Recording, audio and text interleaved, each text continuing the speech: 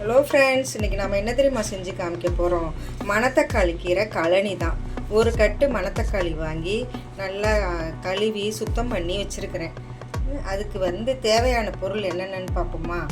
சரி, மணத்தக்காளி கீரையா, ஒரு கட்டு மணத்தக்காளி கீரை, அரிசி கழுவுன தண்ணி அது எடுத்து வச்சுருக்கேன். ஃபஸ்ட்டு தண்ணியை ஊற்றிட்டு இது ரெண்டாவது தண்ணி எடுத்து வச்சுருக்கிறேன். அதுக்கு இங்கே பாருங்கள், தாளிப்புக்கு இது கடைசியாக தான் நம்ம தாளித்து போடணும். கடுகு 3 காஞ்ச மிளகாய், இதுதான் காரத்துக்கு. அடுத்தது சின்ன வெங்காயம் ஒரு 20 சின்ன வெங்காயம் எடுத்து தட்டி வச்சுருக்கிறேன். ஒரு தக்காளியை நறுக்கி வச்சுருக்கிறேன். அதோடைய கீரையோடையும் இந்த கழனியோடையும் போட்டு வேக வைக்கும்போது இந்த ஜீரகம் போட்டு, ஜீரகமும் உப்பும் தேவையான அளவு உப்பும் போட்டு வேக வச்சிடணும். ஒரு 3 சவுண்டு வச்சு வேக வச்சிடணும். கடைசியாக அந்த கடுகு காஞ்ச மிளகாய் நெய்யிலேயே தாளித்து கொட்டிட்டு இந்த தேங்காய் பாலை ஊற்றணும். கடைசியாக நம்ம குக்கரில் 3 சவுண்டு வச்சு இறக்கிட்டு கடைசியாக இந்த தேங்காய் பாலை ஊற்றணும்.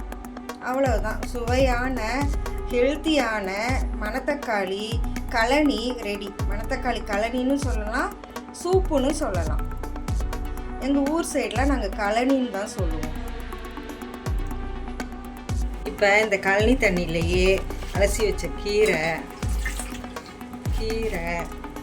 இந்த வெங்காயம், சின்ன வெங்காயம், தக்காளி, சீரகம்,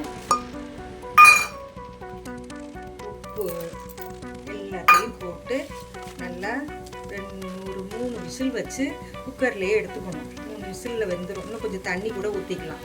குக்கரில் 3 விசில் வந்தோடனே இறக்குன பிறகு உங்களுக்கு தாளிக்கிறது, தேங்காய் பால் ஊற்றுறதெல்லாம் உங்களுக்கு காமிக்கிறேன். கேரட்ஸு பாருங்க, குக்கரில் நல்லா எல்லாத்தையும் போட்டு 3 விசில் வச்ச உடனே கடைசியாக தாளிப்பு போட்டுடலாம்.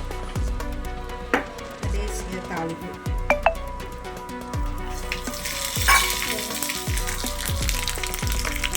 கடுகு, நெய், ஒரு ஸ்பூன் நெய் ஊற்றி கடுகு 3 காஞ்ச மிளகாய், இதுதான் காரத்துக்கே போட்டு இந்த கடுகு எல்லாம் வெடித்த உடனே ஊற்றிட்டு அடுத்தது தேங்காய் பால் அரை மூடி தேங்காயில் பால் எடுத்து வச்சுருக்கிறேன். ஒரே தரம் தான் திக்கு பாலாக எடுத்து வச்சுருக்கிறேன்.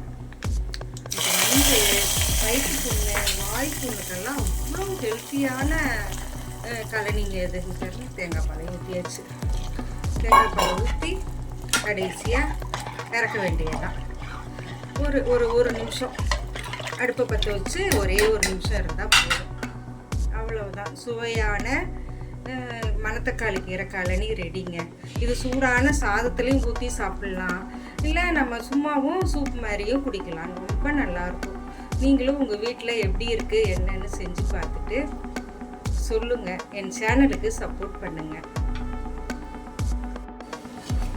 இங்கே பாருங்கள், சுவையான மணத்தக்காளி கீரை சூப்பு ரெடிங்க. இது கூட வாழைக்காயோ, சேப்பங்கிழங்கோ, சேனக்கிழங்கோ ஏதாவது வறுவல் வச்சு சாப்பிட்டோம்னா ரொம்ப நல்லாயிருக்கும். ஏன்னா இது சப்புன்னு இருக்கும்ல, அதுக்கு காரமான வறுவல் வச்சு சாப்பிட்டிங்கன்னா ரொம்ப நல்லாயிருக்குங்க. அதுதான் மணத்தக்காளி கீரை சூப்பு ரெடி. சூப்புன்னு சொல்லலாம், கழனின்னு சொல்லலாம்.